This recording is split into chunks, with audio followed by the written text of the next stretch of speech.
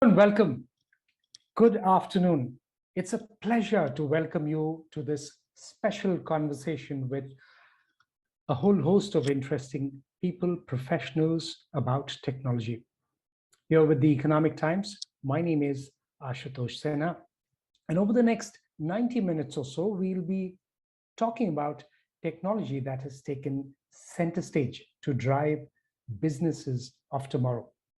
We have, as I mentioned, a stellar set of leaders who will join us, business leaders who will be joining to talk about it.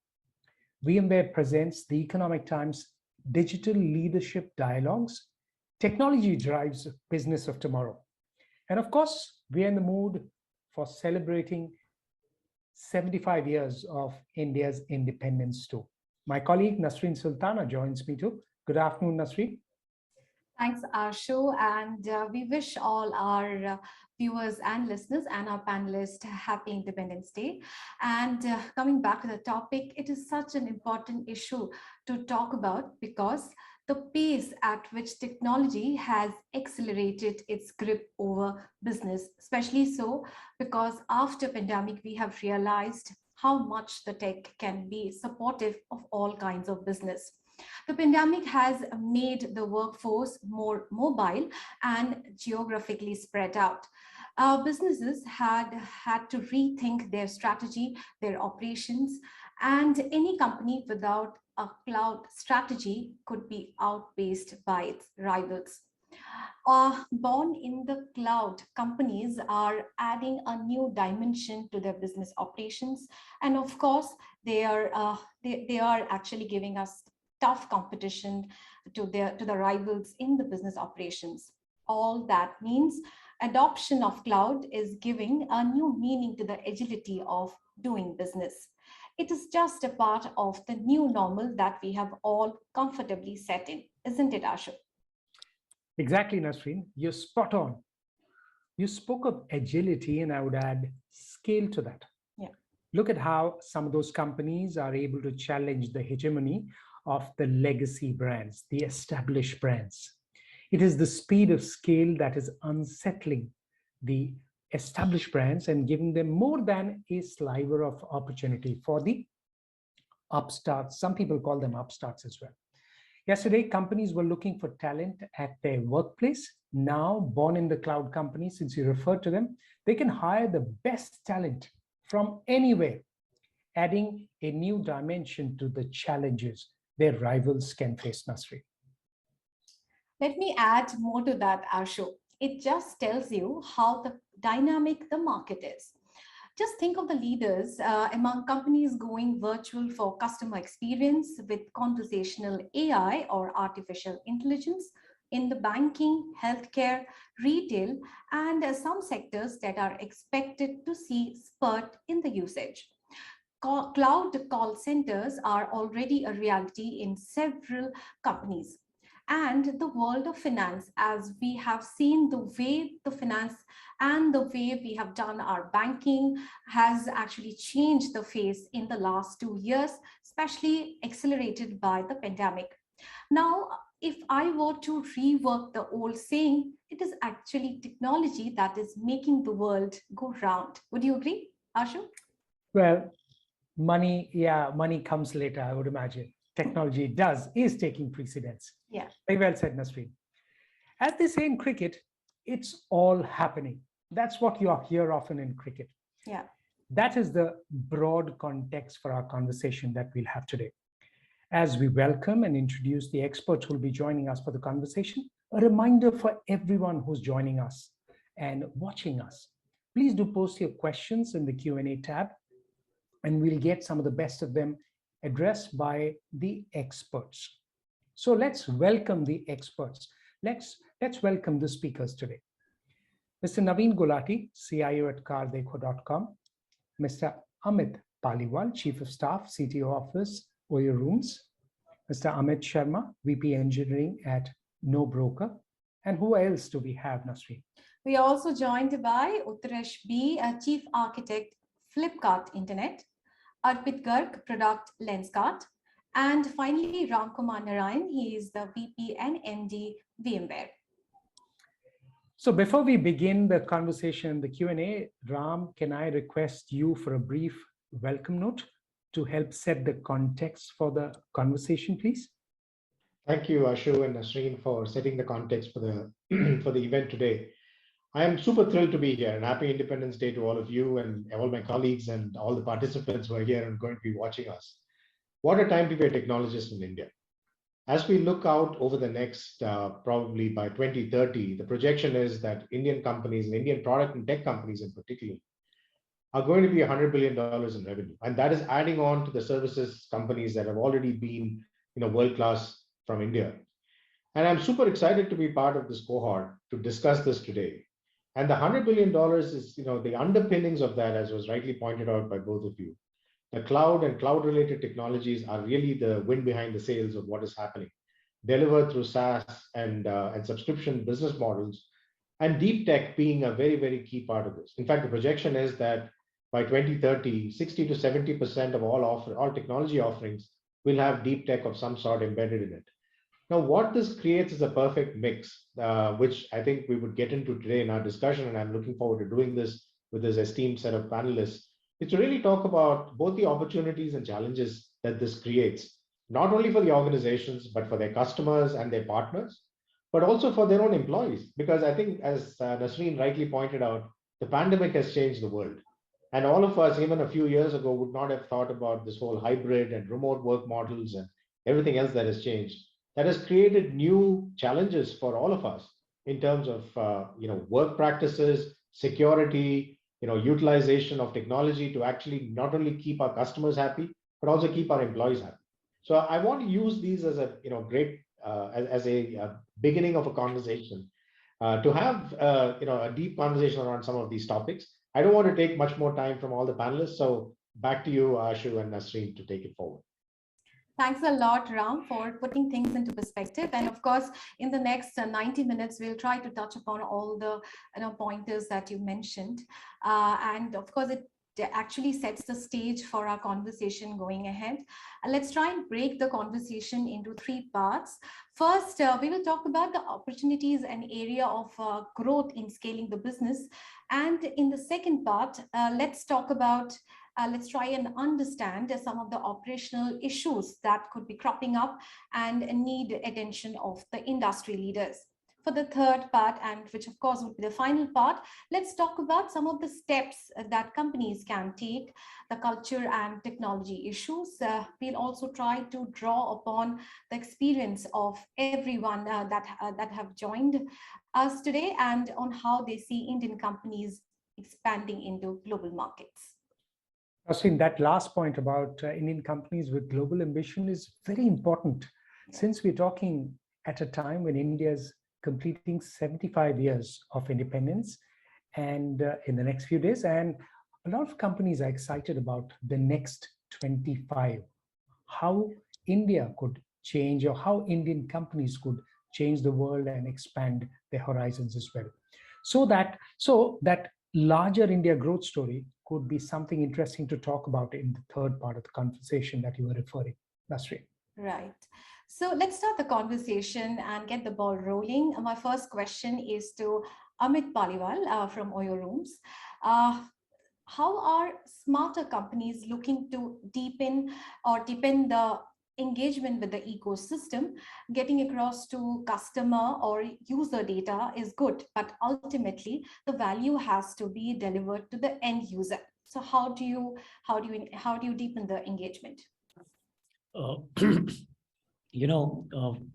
I would take this question, like, with this advancement of technology, and a lot of data is being generated these days. All of us have got our smartphones, like a lot of pictures being created, videos being created. People are interacting with these systems, and a lot of that data is also getting generated behind the scenes, right, in terms of logs and all. Now, making use of that to enhance the customer experience is going to be the key. People say data is the oil, but it is oil only when you can refine it and use it. And that's where means company like ours, we have been able to achieve some of really, really great personalization for our customers, be in terms of, for example, I represent Oyo in here, right? So for example, based on the data, based on the user interaction that the person has with us over a period of time, we now understand the customer needs better, right? We can tell them the properties that they want to stay in, the hotels they want to stay in better. We understand them, and that's how that personalization kicks in, so that people have to, because if you just come for the first time, all the hotels look same.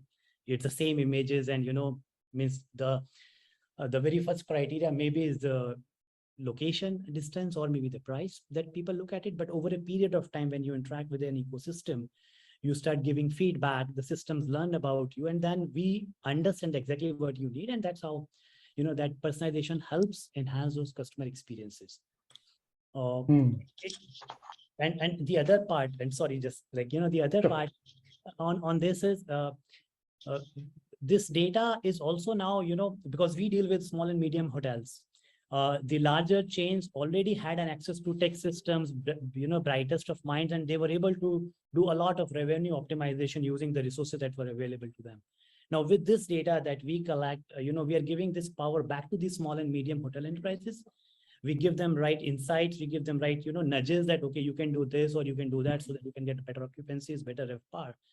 So with the help of technology, we are kind of democratizing the use of data. People who did not have access to these kind of systems are now able to make database decisions to drive their businesses. Okay. Since you mentioned data is the new oil, I'll just mention here what I heard from someone slightly different. Data is the new soil on which everything grows. Yeah. so let's move ahead, and let's try and get Utkarsh into the conversation. Utkarsh, you run one of the most complex e-commerce operations in the country.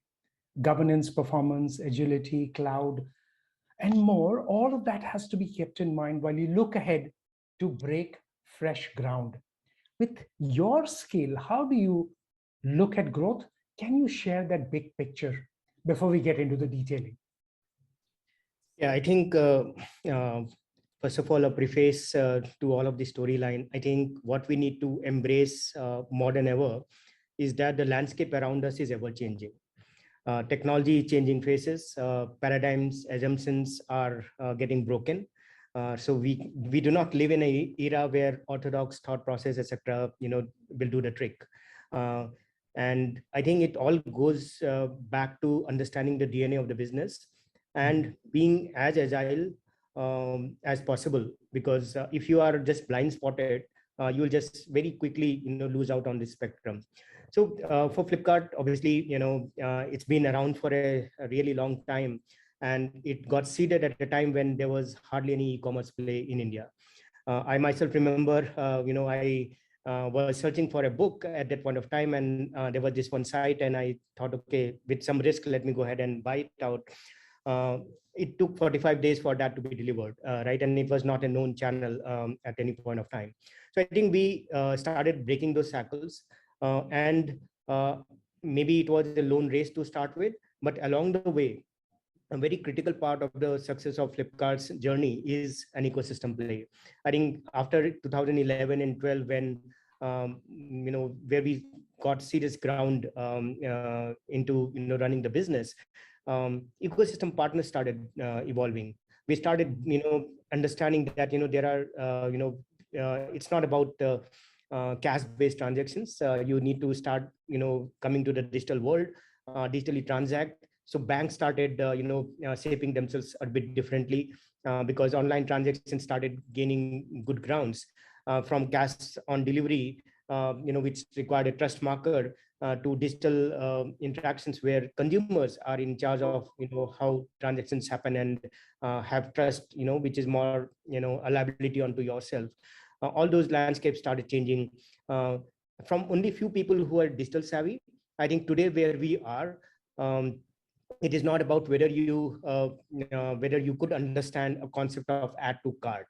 Right, people who have gone to malls, they understand that it is a shopping trolley and we called it a cart, and we used to put the stuff into it and roam around. But people who have not gone to malls, how will they come and understand the Flipkart lingo? So I think it's all about understanding that there is an opportunity out there which you need to continuously unlock. Technology is the biggest firepower that you have, right? Technology, what does it do to you? It removes constraints.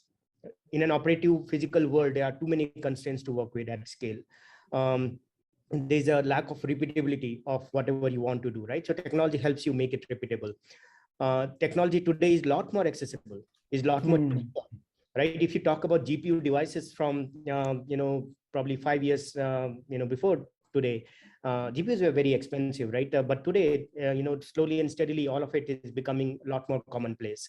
And very importantly, as a technologist, I'm happy to see that technology is also getting specialized, right? With the advent of IoTs, we are talking about very specialized sensors, right? Sensors that sit on your wristwatch, to sensors that can be planted deep within the soil to understand the ecosystem within which the plant is growing.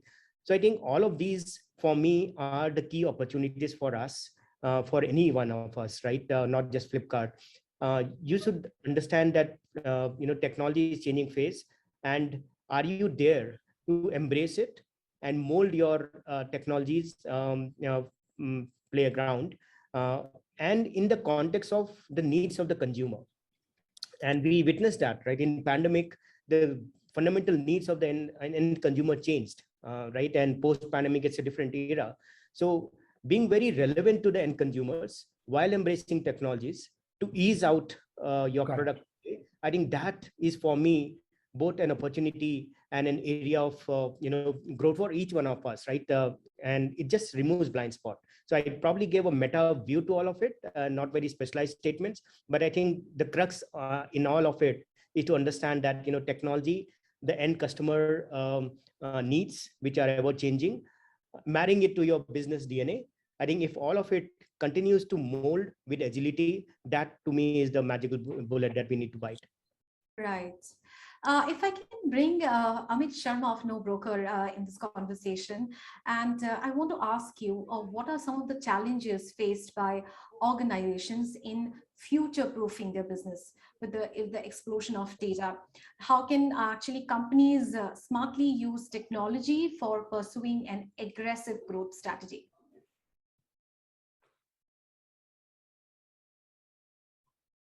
Amit, you will need to unmute yourself. First of all, thank you very much for inviting and having such a wonderful summit. And the topic is very, very interesting, this thing. And I'm sure, see, technology in today's world is going to solve all of our problem. If I'm not allowed to say all, most of the problem. Because I have seen is the Indian real estate market was totally man-powered and there was nothing called technology there. There was brokers, there was little houses where you will go, you will figure out. And we were ready to pay such a huge amount to brokers. Why? Because they were holding the inventories. And no one at that point of time imagined that technology can solve this problem. Where in the mobile app itself, you can go, you can see the photos and even see, I have spoken personally to lots of maybe like 60 to 70 years old owners and they say ki, beta, we cannot do it on the app. And I used to say it's very easy. You just have to put the things and all those things. But through the time, we have made this process very, very easy for the owners. So now, obviously, with the help of the technology. So if I talk about from the owner's perspectives, now from the owner's perspective, right? There is so much of data available about any of the societies in the public domain. Like, let's imagine there is a society called Urva Skywood or something. You know what are the floor plan are available. You know what is the location. You know the locality. You know the exact location. So what I'm supposed to ask to that particular owner, that you just tell me what is the rent and what is the layout of your society. In just 2 clicks, your property is posted and it's live. And those guys were like amazed. They were never imagined. Your broker used to ask so many questions over the phone. How long this property has been vacated and all. Then the next problem which we have faced is lots of tenants say ki, we are able to find the properties, but I don't think if photos are that good enough. Because those photos has been clicked by a raw mobile or something and uploaded by a blurred photos are being uploaded on the platform. So through the data science, through the technology, we figured out what is the best angle to get the photos and all. And the next thing is, as you said, we had to collect a lot of data. So a lot of data we generated in the last 5 years through the rental agreement, through the people said, okay, we have closed this property, and now how we use this data, because the next question the owners were asking, we don't know what is the right value of my property right now. Now the system should be able to suggest what the rent I should be expecting from this particular house. So by that data, we got the value out of from that data, we gave that value back to the customer itself. Now, as soon as it comes to the poster property page, they can see, okay, now your property is worth 35,000. That's what we are getting from the trends and all. So that is the thing, the technology. And if you have command on your customers' expectation, then all those challenges could be solved by the technology, and your customers are gonna love. See, data is everything. See, the in one of the book I read, I think 1 year or 2 years back, that if you are collecting everything, then that means you are not analyzing anything. See, we are like so much fascinated about, okay, we should collect that data, that collect, but if you're collecting too much also, that means you are not valuing the data also. So you should always ask yourself, what are the right pinpoint or right set of data points which you should collect, which will improve the customer journey in your product life cycle. Very interesting point that you've got to, because that is exactly what I wanted to understand. And maybe Naveen, Gulati, you could come in. The differentiated customer experience, and Amit was referring to that. Amit Sharma was referring to that. Technology and digital leaders are expected to provide, well, the digital foundation and the differentiated customer experience as well. Faster is the added advantage. Tell me about what the opportunity for small businesses is. Thanks, Ashutosh. A very relevant question, and I would kind of build upon what Amit, Paliwal, Sharma, and Utkarsh shared. So, data is the new oil, and if a tech-first organization is not mining its new oil right, then you're not generating the right products. And at CarDekho, our business is all around a personalized experience that we deliver to our customers across any platform that you interact with us. So, I'll share one use case on the used car side. So, to what Amit Sharma shared, if you compare how a used car was bought earlier, or rather, let's say if I was selling my car, I would have limited dealers to go to, and every dealer is kind of a small mafia who control the prices in their area, right? And that happens with property. Similarly, it happens with vehicles. And then you're always dependent on what pricing are you getting from those limited set of dealers, and whatever the best deal is, you have to have it. Another issue that we used to face, you go to first dealer and immediately that car is now pinned to you under the table. Now you visit any other dealer, you will not get the best deal, because amongst them, they've already pinned that customer to the first dealer that you went to. Now, how does a customer really cracks this market? And this is where technology-enabled platforms like us, like our various competitors, come in place, where through the power of technology, we give you what is the right price for your vehicle, right? Or if you are buying a vehicle, you get a right price for buying even a used car. And how this has been possible is through mining the data correctly. It took us a mammoth amount of data which were passed through our data processing engines to get the right algorithms, and which today give you your right price, or at least a price range, instantaneously. This is the power of technology that consumers are enjoying today. And if you compare even 5 years back, none of this was there, right? And this technology is shaping up very fast. Every day a new problem is getting solved, and I think these are most exciting times to be in a digital native organization. Right, very well said, Arpit. I've been trying to get you in the conversation here, as we're talking about customer engagement. At the same time, customer expectation from companies are also changing, and of course, customer expectation has been built upon in the last 2 years, because of course the business has grown and built that robust system. As we were listening to the Flipkart story, that customer now knows what a cart is and he doesn't need to be made aware of it. So how does that impact business going forward, and how have you approached the issue of enhancing customer experiences and business continuity? Right. So I think very relevant question, and thanks to Flipkart, Oyos, they're changing the customer behavior and the expectations, right? And people really want top-notch solutions now, right? So I'll just quote a few things that we observed in our business and what we are trying to solve for that, right? So if you think about Lenskart is usually an omni company, right? So we have stores, we have our online channels, and also, not only these, we are also trying to sell at different places, right? In fact, we are listed on Amazon, we are listed on Flipkart. We are also using WhatsApp commerce to sell, etc. Right? So there are different touch points we have with the consumer, and our users want the same experience everywhere, right? For example, they want to like to have features like if I, let's say, buy from WhatsApp or from a store, I should be able to exchange or refund online, or if I buy online, I should be able to go to a store and refund, right? So some of these sound trivial, but very difficult as a technology problem to sort of solve and build, right? Because you have to solve for inventory, etc. Throughout the user journey, right? That's one. And the other thing that we are observing with all this 10-minute delivery and 30-minute delivery, right? Now users want any product just to be, to be delivered to them as fast as possible, right?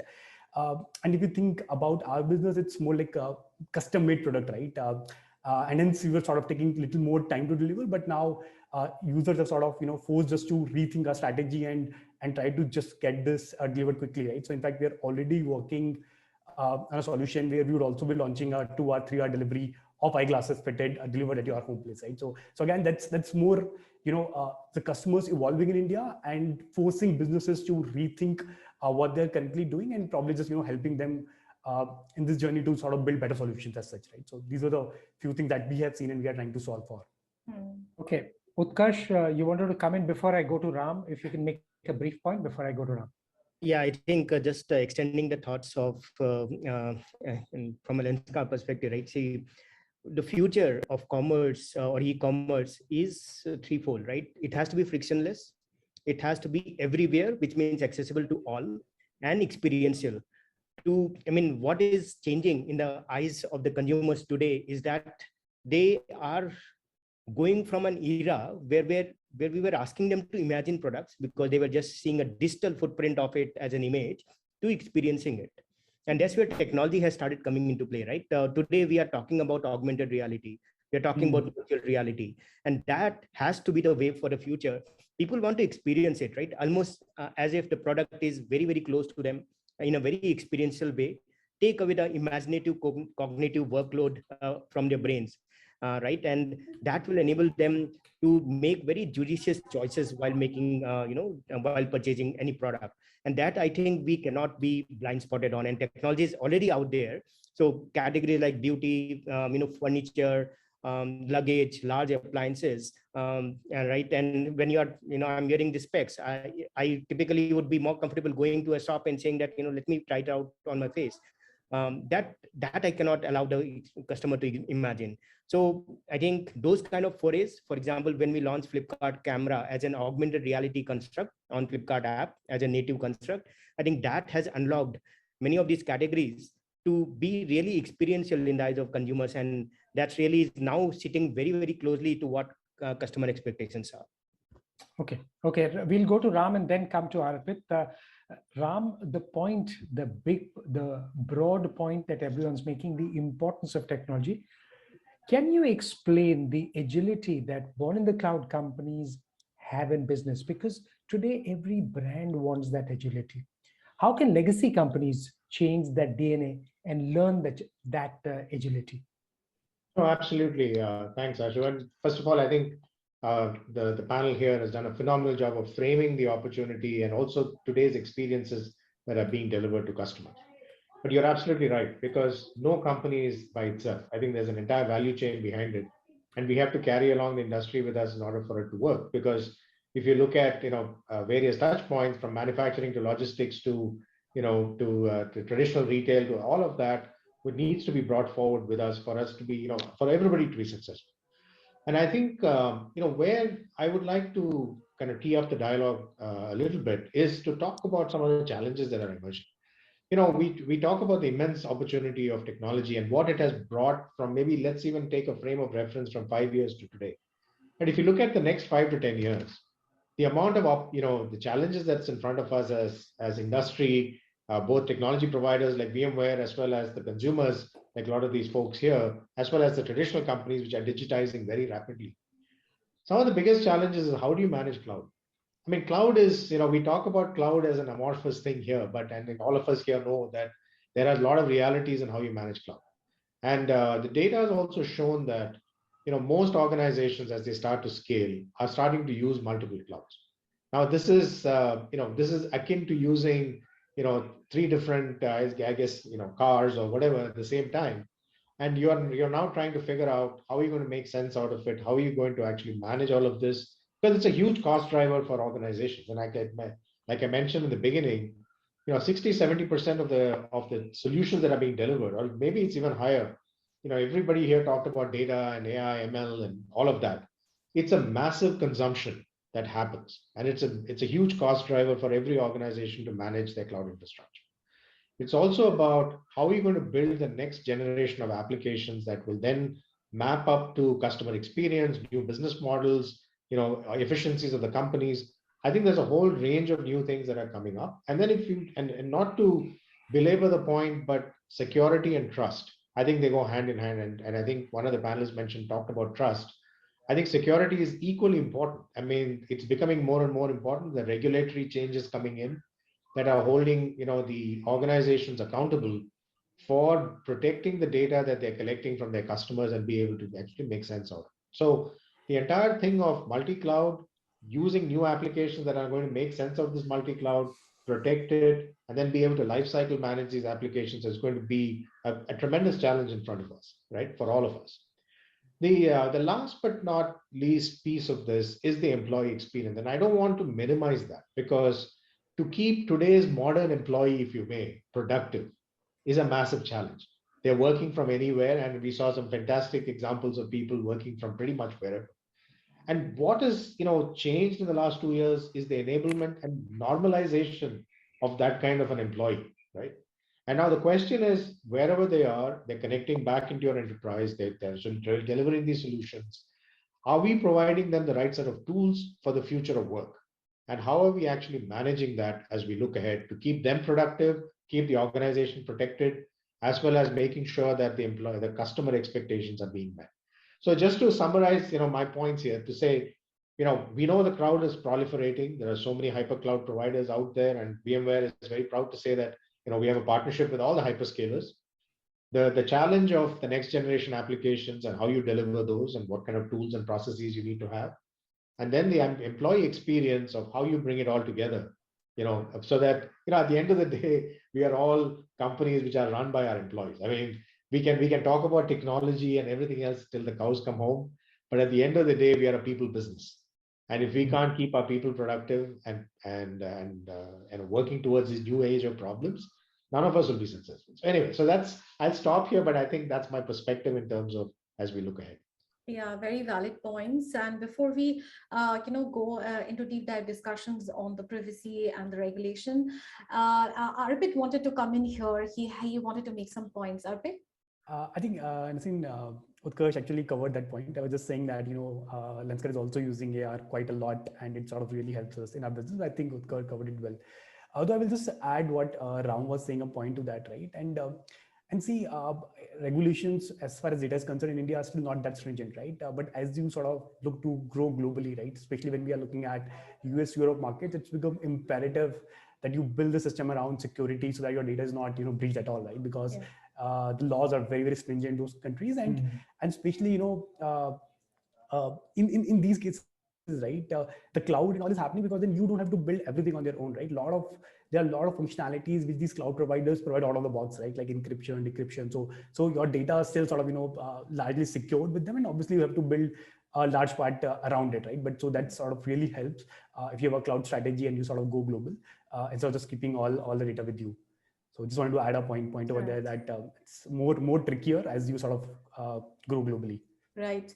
As we, shift our focus to the operational issues faced by companies, and of course, we've touched upon few of them. I wanted to actually get Utkarsh's views on this. Competition is intensifying, no doubt, and with new companies, new companies joining the bandwagon, and of course, there is new strategy build up. There's new technology that is helping companies to actually grow at a rapid pace than what it was when you actually initially started.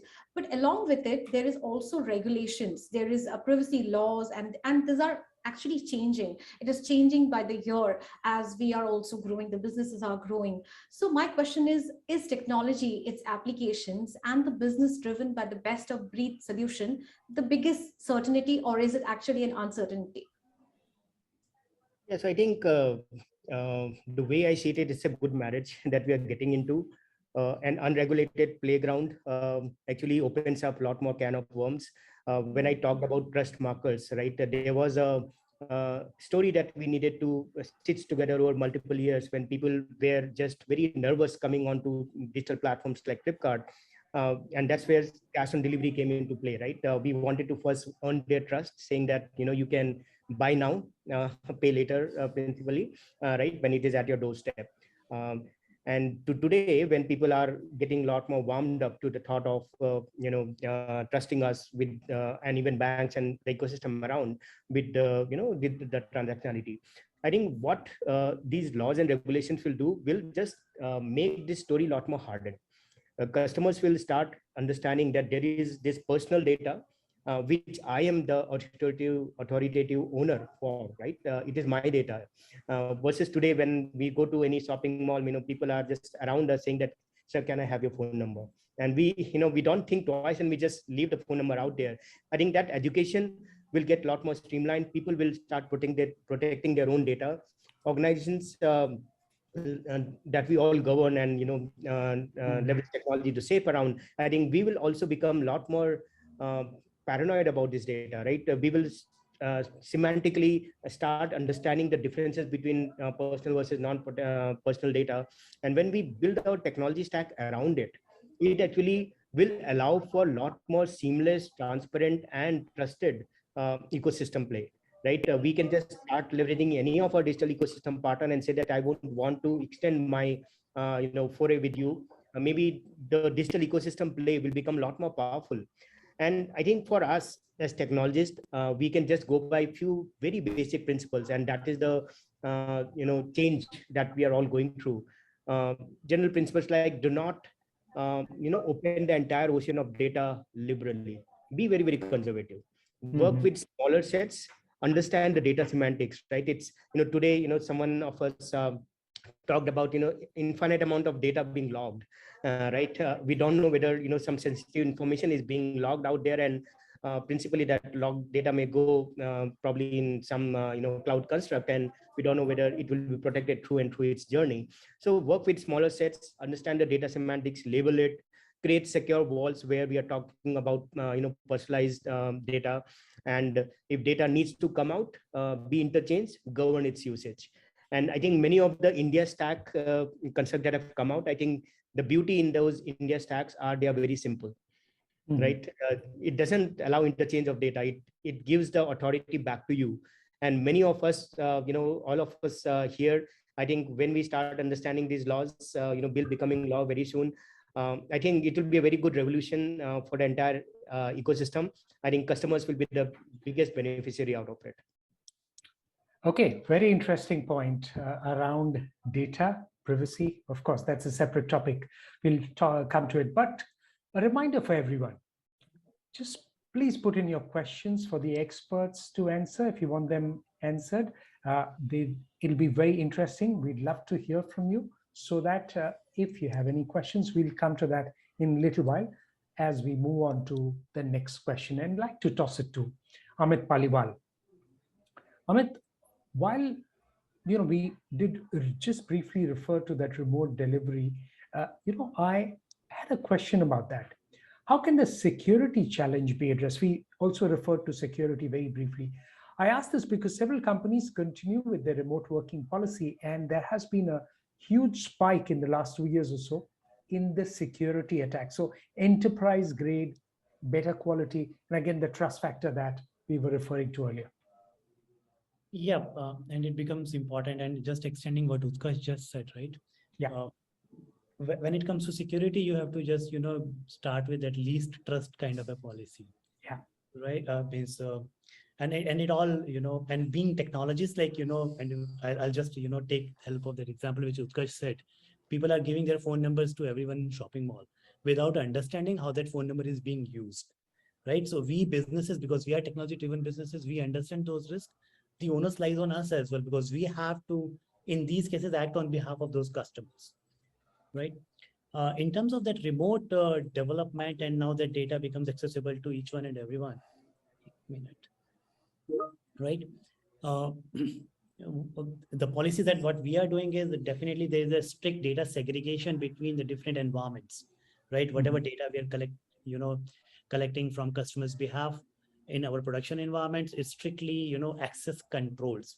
We also work on limited data sets. When we have to, use that, distribute it to a broader audience within our company for all business purposes, a lot of that data is anonymized before it is, distributed for further analysis. What best we can do is, in case, these threats are ever growing, you can never say that we are fully secure for any data breach. Means that would be a very audacious statement to make. But what we can do is we can always try to reduce the blast radius. Like if something happens, the damage should be, minimal. And that's where all these access controls come in place. And there are, like, all, sophisticated solutions like VPNs and all, like, companies are using these days, right? Just expose whatever is, is bare minimum required. And this becomes even more important with this cloud coming in picture, because, a lot of these cloud configurations are now in the hands of developers. At one hand, it has made it easy to experiment and procure new systems, because, everything is available at click. But at the same time, it brings more responsibility on those technologists who are procuring it. Instead of, just going with open ports, like maybe people will understand in here, but, you have to open only the doors which are required to be opened, if I put it into a layman terms, rather than keeping your house open. Right. Yep. So awareness among your teams, like how we are dealing it at OYO is, by creating this awareness among our teams, right? That why this trust is critical, and what we can do is, because until these people, like the engineers, the employees, if they understand exactly what they are doing, I believe like we have done majority of the job to keep that trust and the data safe. Right. It's a very fair point about, knowing which door to open, basically, to let which person or what data to basically go out.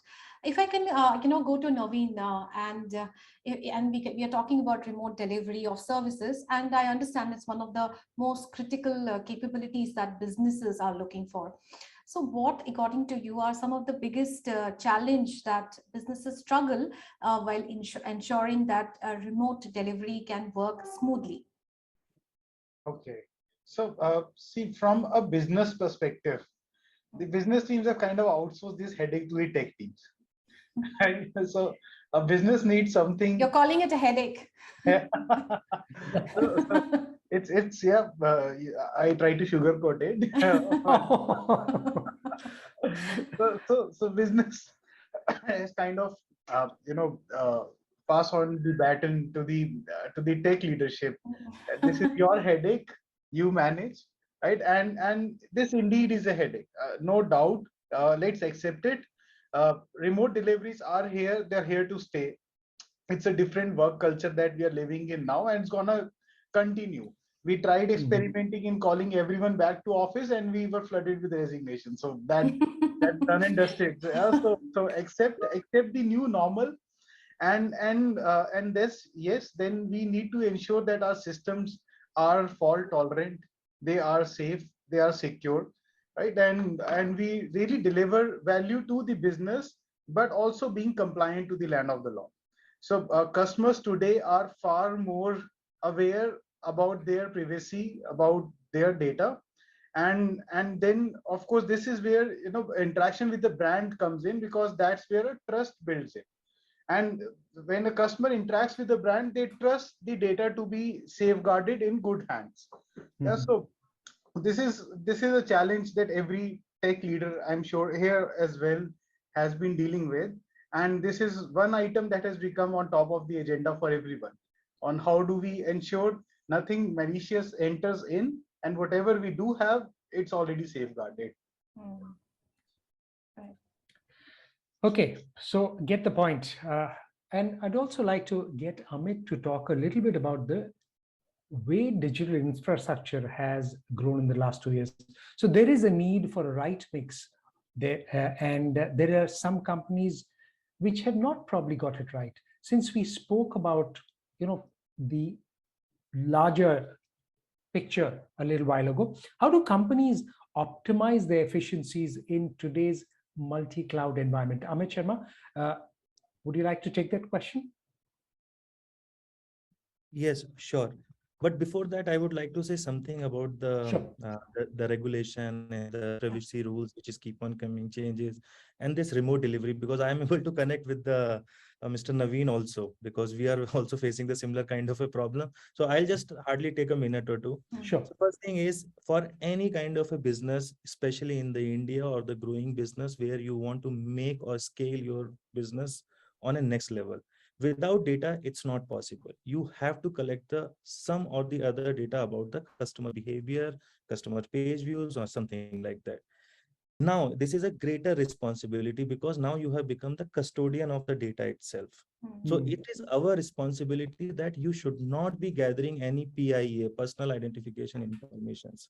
And if you have to store it, you have to restrict it, you have to encrypt it, and you need to make sure that it is not exposed for analytical kind of a purposes, because this is users' personal data. And another thing is, in your organization also, you have to seep in the better principles. Like if some or the other team got to hold of the data like that, then they immediately need to restrict, or you should have a basically a training session or something like that, in case of accidentally, if you get the access of the data, what are the teams where you need to report it, if you see some not best of the policies and all, where to report it, like that. And another thing is, these are comes with the greater responsibility. Now coming back to the remote working thing. So remote working is definitely challenging, and it's going to be here. We all have to embrace it somehow. And all of the sudden it came onto our shoulders, and we felt the pressure because we were not ready for it.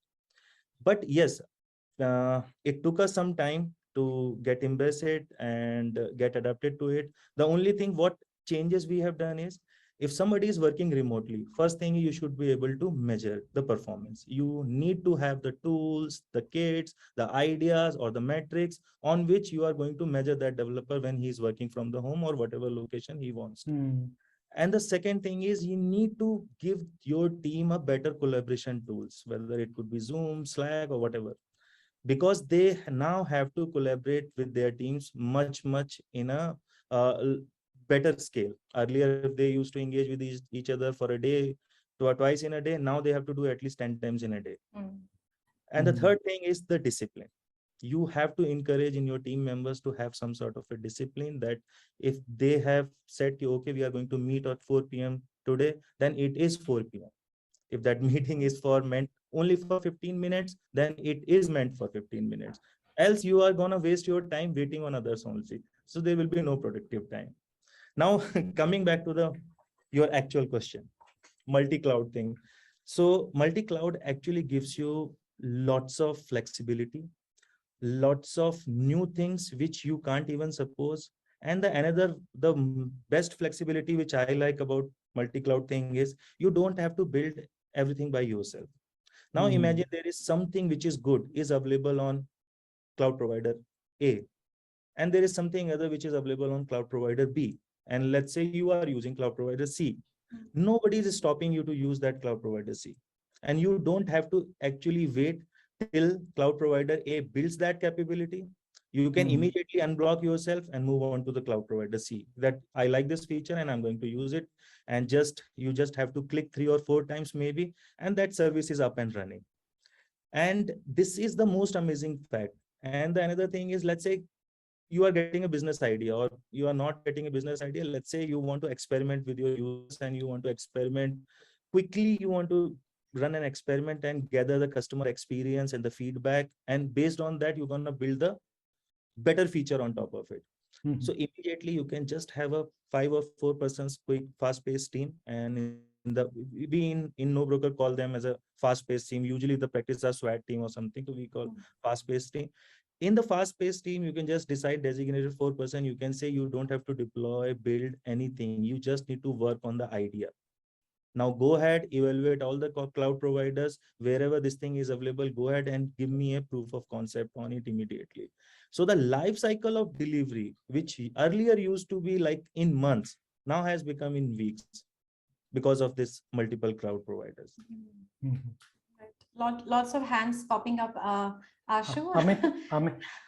Amit, Paliwal wants to say something. Amit, would you like? You know, this multi-cloud setup, it has got its own pitfalls as well. You know, the way cloud has enabled all of us to, you know, do experiment faster and all that stuff.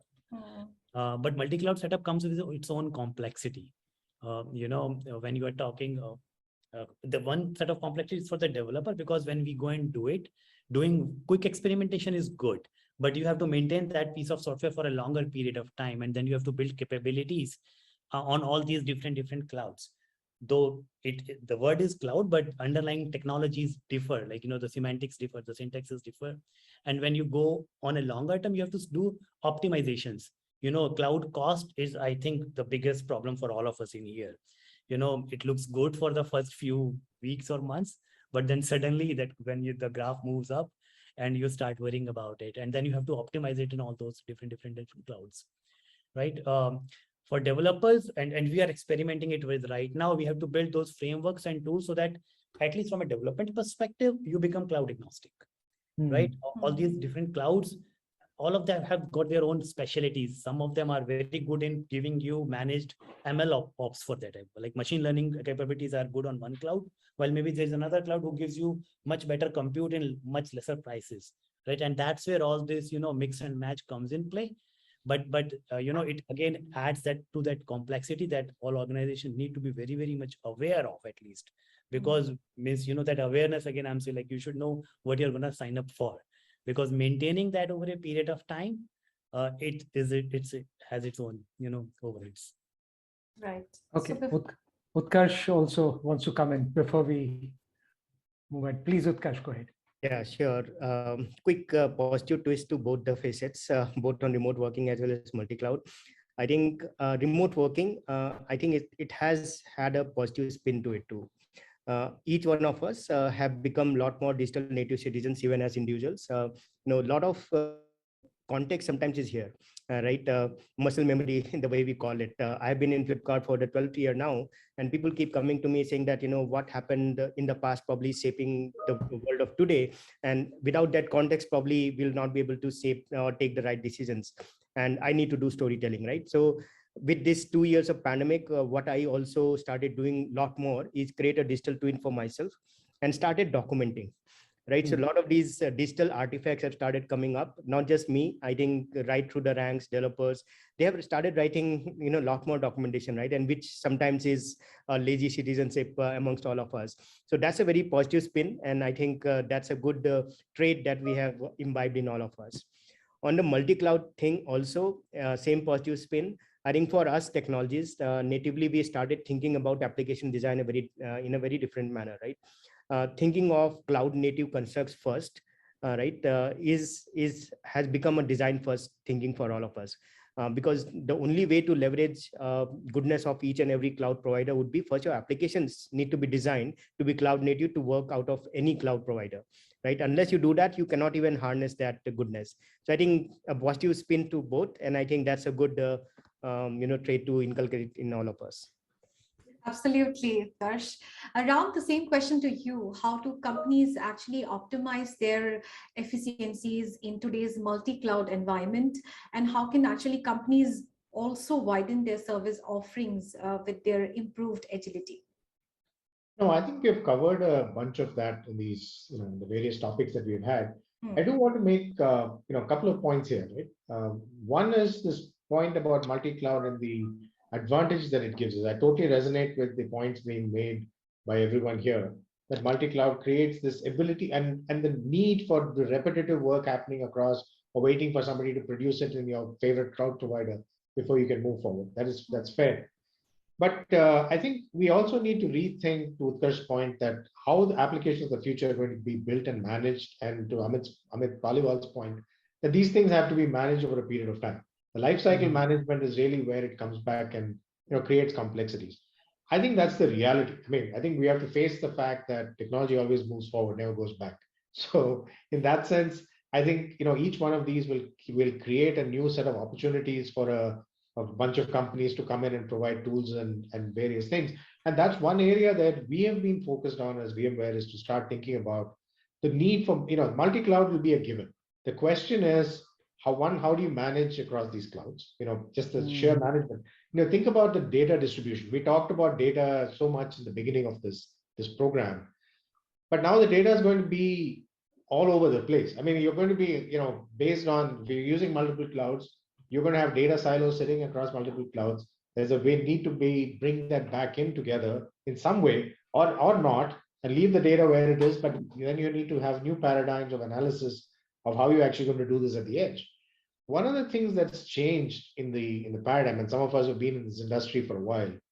See, for a lot of us in the beginning was, we had to worry about the data center and protect the data center, and have to only think about what happens when our customers connect back to our enterprise, and then we do everything in the data center. So there was a lot of hauling data and backhauling that happened back to the data center. Then we disaggregated. Think about a bank, right? I mean, State Bank of India has 25,000 branches, which are spread out everywhere in India, including places where you can only reach by a boat in many cases. And we have had that experience of visiting some branches where you can't get there by road, right? Now suddenly your enterprise is getting pushed out, and we needed to be able to make sense of that. And so it was no longer about a centralized data center. It was about many data centers that are now sitting out there. And then now the question of, do you bring the data back? How do you protect this and do all of that? The new wrinkle that is now appearing is, of course, the fact that now people are connecting from anywhere. And there was a reference to zero trust, right? From a security paradigm perspective. Now you need to think about the fact that people are connecting from inherently, probably compromised devices. We can almost be sure that many of our mobile phones and laptops are probably compromised. I think we can take that for granted. That's pretty scary. Well, it is. I mean, that's the reality. I mean, I think the panelists here would agree with me that we have to assume that everything is compromised at this point.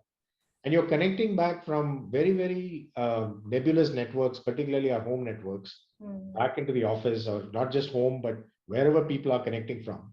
So we have to assume that there is a level of security that needs to be rethought how we do this. And then you have your data and you have your applications and all of that getting built that need to be getting pushed more and more out to the edge. And we have to be able to make sense out of this, right? Being able to manage this at the edge. Most companies now are doing more analysis at the edge, or even on the customers' devices, than they were doing ever before, right? Now it's no longer that data analysis only happens in your data center. It's happening everywhere. And then you need to make sense of that and pull that data back in. So the entire paradigm of how we should think about compute and applications and data and security is completely getting reworked. And so the question is, what is that forward-looking point of view that we can work backwards from? And then to the point that I think Arpit made, as you go global, and it's fantastic to see our Indian companies which are going global and massive global ambitions. But that brings its own realities with it. And whether it's in retail, whether it's in banking and financial services, whether it's in healthcare, regulations change around the world, and you need to be able to conform to all of that.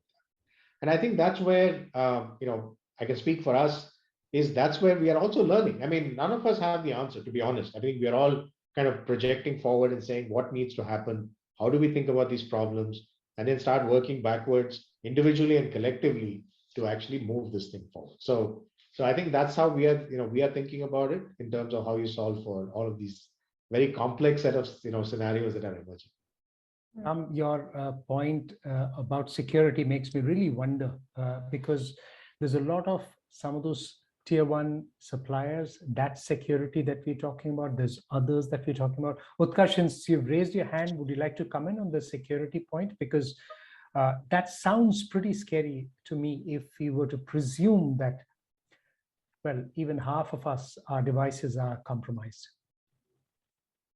And probably that's why the need of the hour was the rules and regulation that forces us to extend our thought process beyond the orthodox ways of thinking about security. Security is end to end today. Security cannot be within devices. When I was young and I was studying, when I got my first computer, I needed to buy an antivirus software. Right. So that was the notion of security at that point of time. Today, it is end to end. Today, I'm elevated in my understanding to think about, okay, my phone number is my data, and that also has to be under the gamut of security. For us as organizations, because it's a digital ecosystem play, we only solve for certain battles within our ecosystem. But then we depend on third parties, right? We interact with banks. So all of us, I think, are pretty elevated. It's a digital ecosystem, a lot of interoperability, interplay that's coming through. And these laws of the land can only harden it. So I think this entire traditional approach of of thinking in silo to thinking end-to-end security, I think that will raise the levels of the kind of toolkits, the kind of softwares that will come into the market. And even for us technologists, it's a challenge to think about software solutioning in a very different paradigm shift. Yeah, so that's my comment on that. And you need not to worry too much, Ashutosh, because yes, they may be compromised, but like people like in these companies and all, we are also working to make sure that at least the blast radius is reduced. Right. So it's all, and it's not like just we are working in silos, as Utkarsh also mentioned. We collaborate among ourselves. We collaborate, with a lot of third-party people, good Samaritans who are working out. It's a whole ecosystem which is working to make it more and more secure from here on. Okay, and Naveen, you wanted to comment. Same issue, zero trust, and how do you a quick move thought ahead? a quick thought here. While you see established and larger digital native startups are really emphasizing a lot on security, what's also concerning as a large ecosystem is the new age seed stage startups, pre-series A stage startups. They deal with a lot of sensitive information, and the culture there is build fast, fail fast, learn faster, rebuild fast. But security is nowhere on the agenda, right? You are trying to disrupt a market, you are trying to capture a market, gain traction. And if you talk security, they don't even have an insight on what is it that I need to do. And that's a scary situation when you look at the entire ecosystem as a holistically. Okay. So let me try then, since we're on that topic. So let me again try and broaden the conversation then. So for companies that are watching this conversation, people who are watching this, how can they hem together then the opportunity? Because we've spoken so much of data, people, assets, and multiplying the opportunity with the use of technology, and maybe agility, add a couple of others, some words like that. Arpit, newer companies, how they trying to do that? Sure. So actually what I think is that, everyone now believes that data is oil, right? So companies, smaller or bigger, they just start collecting data, right? Without thinking what they're going to do with it and also how they will secure it, right? So I think that should be the first thought. Whenever you are sort of collecting any data or asking user to give their data, first think what you're going to do with it. And if there is genuinely a value to it, right? Then only do it. And at the same time, keep security at the center of whatever you're building, right? Because as we were discussing, right, that you may have that philosophy of build faster, fail faster, but that won't sort of work out for you long term, right? As your sort of company scales, right? Because as far as the laws are changing, they are becoming a reality now, right? I mean, in next 6 months or even shorter than that, right? Even India will have very stringent laws around it, right? And the penalties will be so big that you will anyways fail if you don't sort of secure that data, right?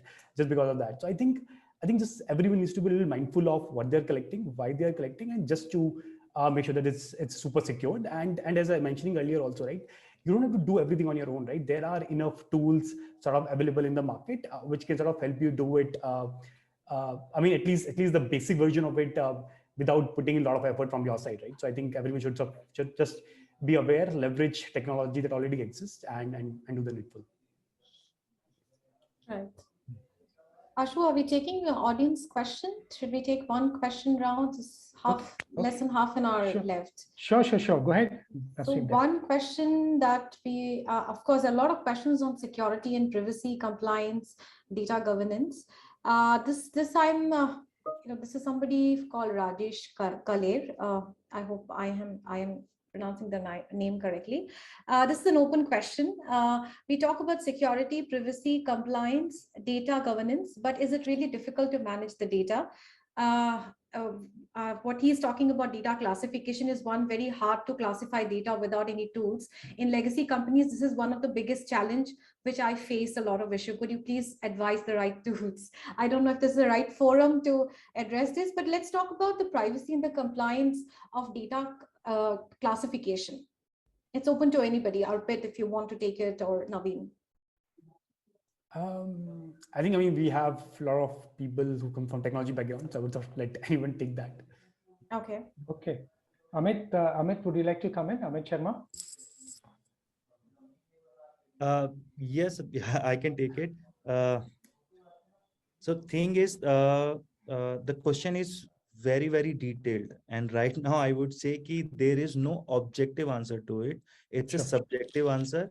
And data security, compliances, classification, it's a journey throughout the period. So when you start collecting the data, you have to classify your data in that order. Like you need to have a level 1, level 2, level 3, level 4 kind of a classification, and accordingly you are supposed to give access to everybody.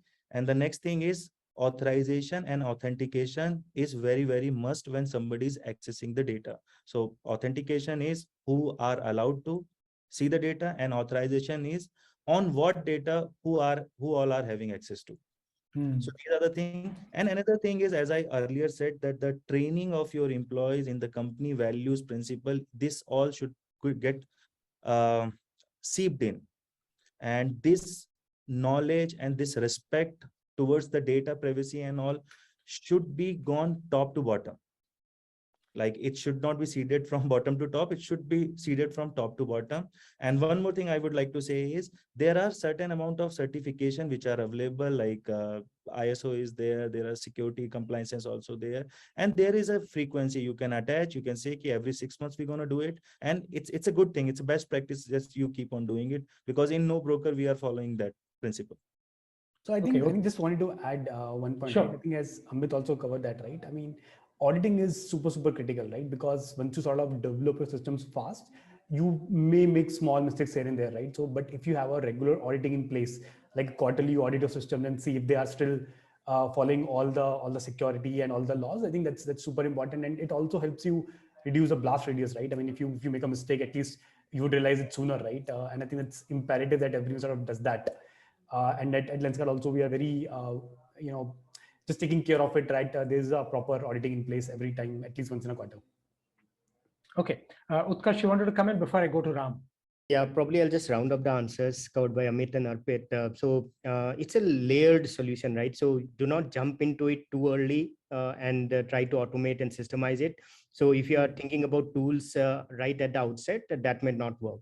Often the simplest start is to get man in the middle, probably just having a maker checker, right? So maybe there is a data privacy officer, a security officer, right? Just have that person with enough expertise in the mix.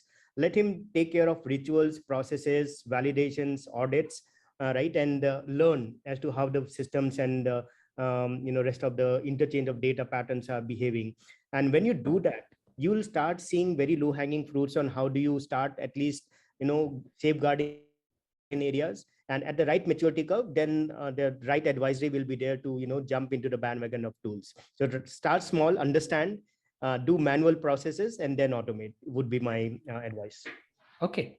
Ram, if I can take this question to you, this comes from Krishna, and this says, companies that are growing so fast today, are they ready to spend on encryption and other issues which is a cost. And there's no privacy law in India, which really drives the need to do it. Yeah, I think, I think Amit Sharma, I think, characterized it well, right? I think you have to do some of these things, not because it's regulated or there is laws that'll do this, but as a best practice that you want to employ as an organization towards your customers and how you manage your data and encryption. I mean, encryption is only one mechanism. There are so many other things. I mean, there's processes, there is, and it doesn't need to be onerous, right? I mean, it's these are things that you would put in place as best practices that you want to do right from the beginning. And whether it's audit, whether it is, like Utkarsh just pointed out, I mean, there are easy ways of getting going, but put the right controls in place so that it doesn't become a free for all. Because going back and retrofitting things is so much harder to do. And once these things get out of hand, they're very hard to put back in the bottom. So it's better to actually start putting some of these controls in place early on, and then build out from there as you scale as an organization. Yeah, just one more comment on that one. Sure. Security is also kind of a mindset game. Why I'm saying so is a lot of people, even new age, like even small startups, a lot of engineers know what is secure, what is not. But the question comes at times of trade-offs, like build fast or build secure, right? And that's where Amit Sharma, I think, made a point, like it should be top down, right? So it's not just about technology, like even the business management of the people who are running that business need to understand that, at the end of the day, we are custodians of that customer trust, right? Though we are solving their problem, but this is also an inherent problem that we have to keep their data safe, right? So when those trade-offs are being made, the whole team who is working on that, small startup or even for bigger companies, security should be an important aspect when any trade-off is being made, right? Because a lot of times these loopholes are just, built fast, we'll look at it later. And, in this ever-changing world, that later sometimes never comes until you are hit hard. Right. So we are getting some questions on from the people who have been watching us on Zoom and Time Stream. We have been taking questions, but this one is from Sajal Sharma, and this question is on revenue stream actually. Are you generating new revenue stream based on the data that you are collecting, and how are you doing that? Maybe this can go to Utresh or Utkarsh or Arpit. Yeah, maybe I can start and then Utkarsh, feel free to add in, right? Sure. Go ahead. So I think it was covered in the beginning of the conversation as well, right? I mean, there is a lot of value you can attach to data, right? And I think we already covered a lot of ways the experience of a user is sort of personalizing, right? I mean, today when you come on any of the e-commerce website, the catalog is such huge, right? I mean, if you give a raw catalog to any user, it's very difficult to find what they would like, right? But they do lose, I mean, they do, but you know a lot about the user, so you can personalize the whole experience. You can show the products that are most likely would be viewed or bought by the user, etc. Right? So that way, obviously, it definitely helps user find the right offering or a product for themselves, and helps you sort of increase your revenue as well, right? I will just add one point from Lenskart point of view as well, right? So one of the biggest problems for our online users was that they don't know what the size of their frame would be, right? Typically, when you're buying a t-shirt, the medium would fit you, right? But there's no standardization of size in eyewear industry, right? Since we were sort of selling eyewear for so many years, we had a lot of data, right? Now we build a model where if you come and just give me your picture, based on that picture, I can tell you what the size of the frame will fit you, right? And that sort of, the moment we launched that, we sort of doubled it revenue growth, right? Because now when the users comes, they know which size to buy, and they don't sort of, drop off from there, right? So there is definitely a lot of value from data, and you just need to figure out the right business use cases to build that, right? And the moment you do that, you will definitely see a large increase in revenue. So yeah, I mean, Utkarsh, to you. Right, Utkarsh? Yeah, so I think story is also a bit simple for us. When we started, growing quite fast, probably we started doing a lot of checkpointing and retrospecting. When you look at the data, valuable insights come true. Customer base was growing, but where are these customers? India, if you ask me, is many Indias, right? It's such a diverse ecosystem. Which of these Indias are shopping on Flipkart, right, or on Lenskart? When you start going deeper, you'll find out that there is enough personas, enough Indias that are not on Flipkart, right? And what is stopping them from coming there? That's when we started realizing that, maybe we are not talking their language, right? And that's where technology can come into play, right? In India, where we have 22 scheduled languages and if I remember correctly, about 20,000 odd dialects, right? If you're not speaking in their language, their conversations that they can relate to, then it's a disservice to them. And obviously, there is a side effect of increasing our revenue stream. So we introduced voice capabilities, right, where um, people can talk in their native language, and and it's a nuantic world. We already, I think many of us, even though we are well versed in both Hindi and English, we often would use English, just blend in Hindi and English, right? And training our AI models to understand those colloquial commands and a blend of multiple dialects was not an easy task. And technology came into the fore, and we iterated, and our models iterated. And today, we have a native support for 11 Indian languages, and with a blended approach of all of these languages intermixed, and that has unlocked us to reach out to those masses which were not onto the platform. They get the new experiences, they get the benefits of shopping online, and obviously it has a side effect like we talked about on the revenue stream. So I think these are some of the very naive, simple use cases which just unlock us to take the business to the next evolution curve. Okay, time now to take the poll. The poll gives you an idea. It's a dipstick kind of a thing. And the poll question, and this is only for the viewers. This is not for the speakers here. The question is, what has been the approach of your company towards multi-cloud after the pandemic? So the options that you have to choose from: increased spending, we are better informed, so the companies are better informed, looking into it actively, and all the above. So these are the four options for you. You have to choose one of them, and the poll results will show up in just a minute or so that we get a sense of what you as a viewer are thinking about when you see the question: what has been the approach of your company towards multi-cloud after the pandemic? And the answer and the result, I should say, that will pop up in just a minute or two, as people should be voting, and I'd expect they'll be making their choice. So from among the people who've been watching, let's hear out what they have to say, and that should pop up on the screen. Well, all the above. That seems like an easy answer, but that's the choice, well, people have made. But look at that, about 30 odd percent looking at it actively. So among the viewers, 1 in 3 of them are saying that they're looking at it actively, while about half of them have given all three as their choice. So that was the poll question, and that came in. Let's move on to one more question that we have.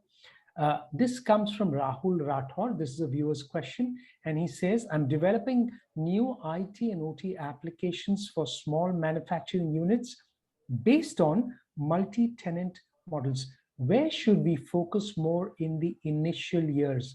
This is typical of a small company and the challenge when they're looking to make their first possibly big stride or a major stride towards that. Amit Sharma, would you like to make a comment on this? Okay, I'll repeat the question. So this is from Rahul Rathore. He says, I'm developing some IT/OT applications for small manufacturing units based on multi-tenant models. Where should we focus more in the initial years? Okay.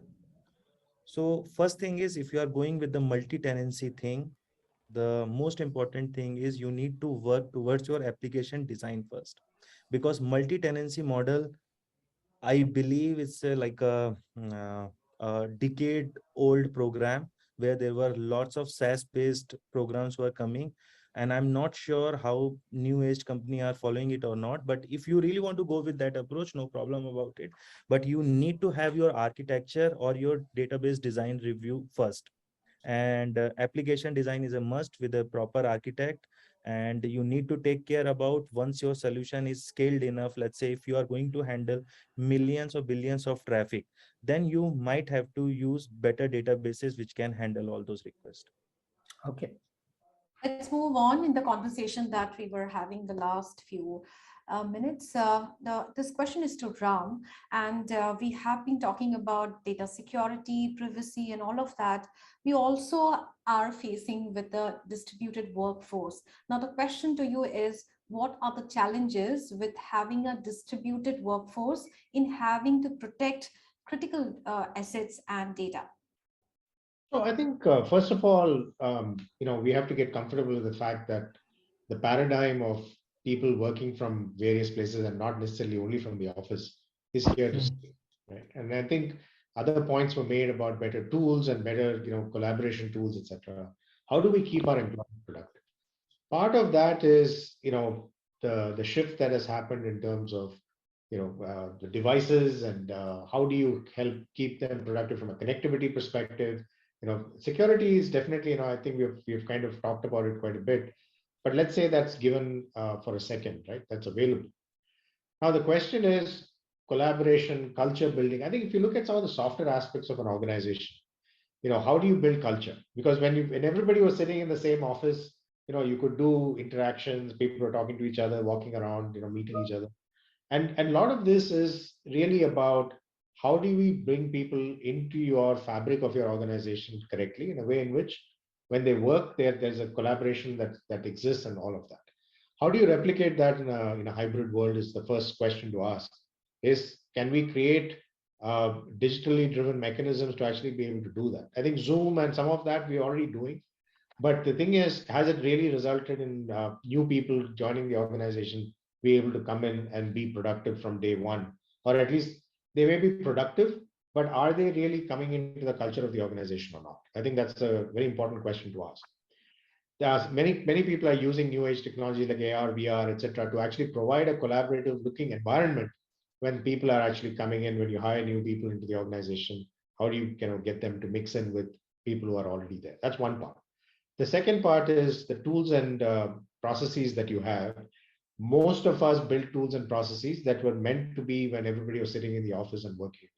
Yes, maybe one day a week or something, they may not have been in the office, but it was really not set up for what we have today.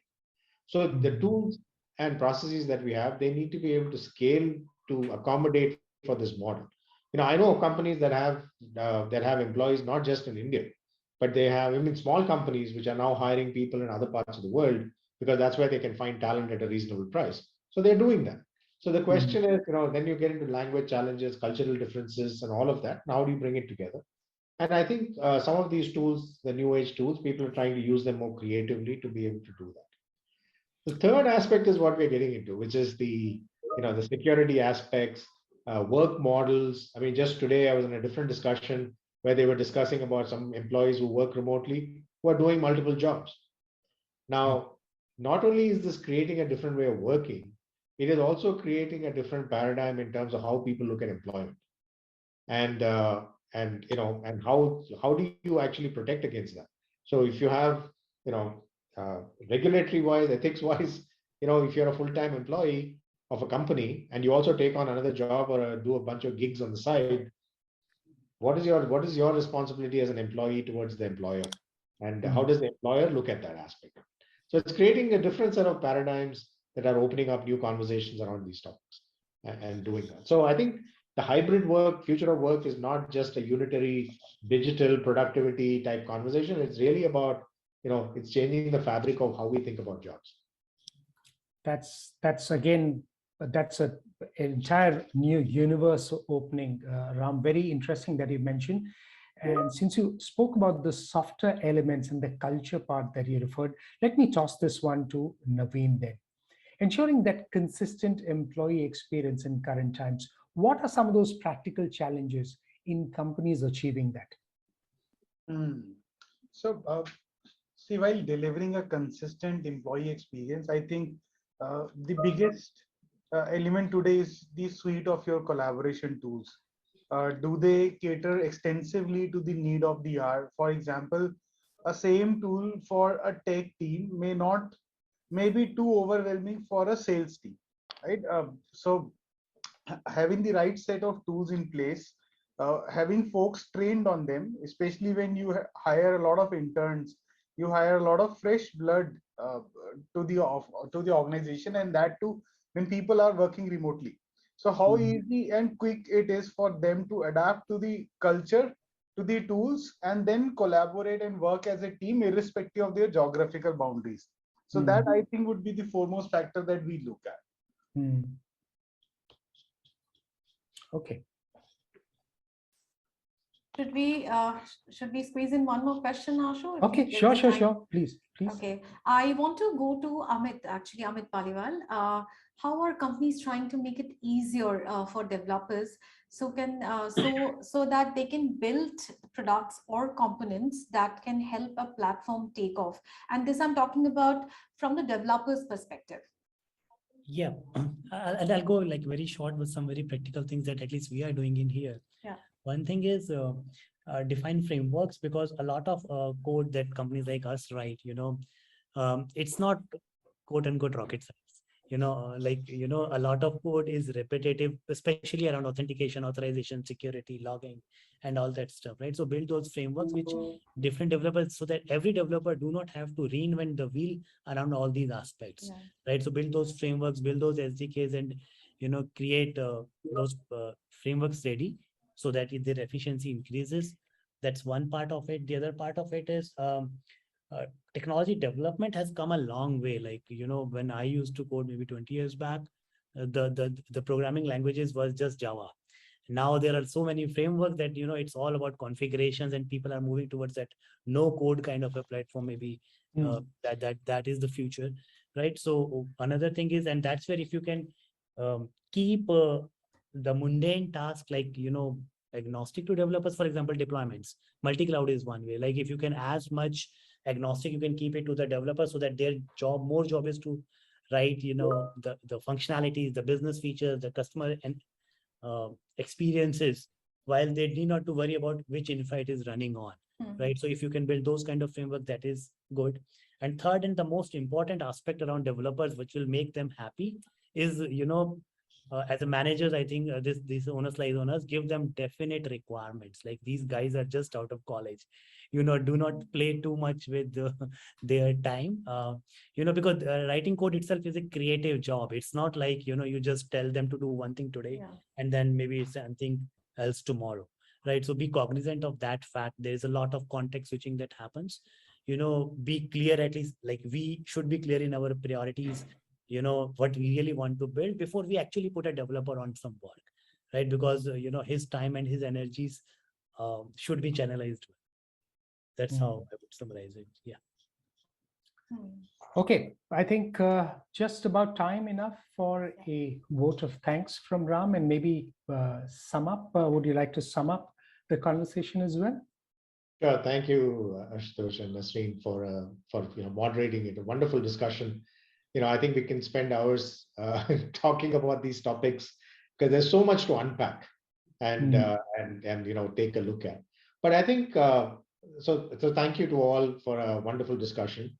I think the way I would characterize this, I think we touched upon 5 major areas. First, customer expectations around hyper-personalization and trust and inclusion, a lot of those kinds of areas. The second is around the new revenue models. How are you able to unlock new opportunities using digital and cloud and everything else that we talked about, and data, of course. Whether data is oil or data is fertilizer. It's a debate that probably is for a different discussion. But I think both are equally important, right? In terms of keeping the world running, and how data is such an important component, but also the trust elements of that, right? I mean, how important it is for all of us to be very cognizant and put the right controls in place to be the custodians. And I think several people made that point, that we are the custodians on behalf of our customers, and it is our responsibility to make sure that we are protecting this, with the utmost utmost abilities that's in front of us to be able to do that.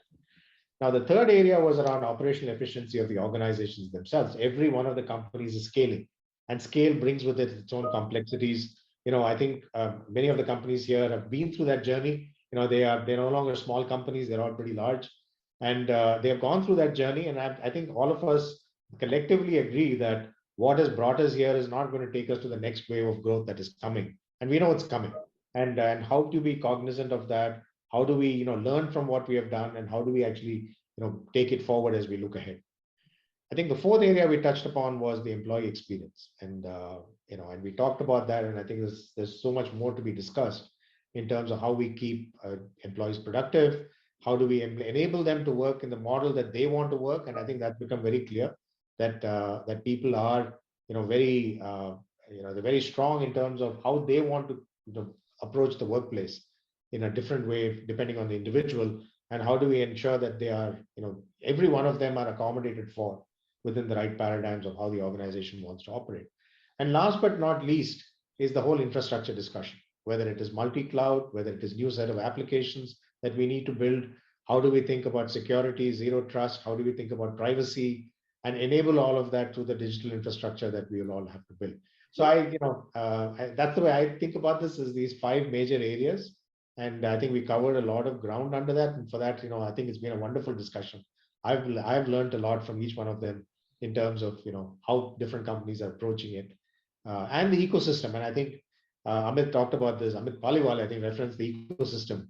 I think we all live in a village, and I think the more the village can come together around some of these, share ideas on platforms like these and outside of these platforms, and bring it all together, is, I think, the great way to go. And I think I'm very bullish about the fact that the opportunity from India for the world, there's a whole world class from India that's waiting to happen. Thank you.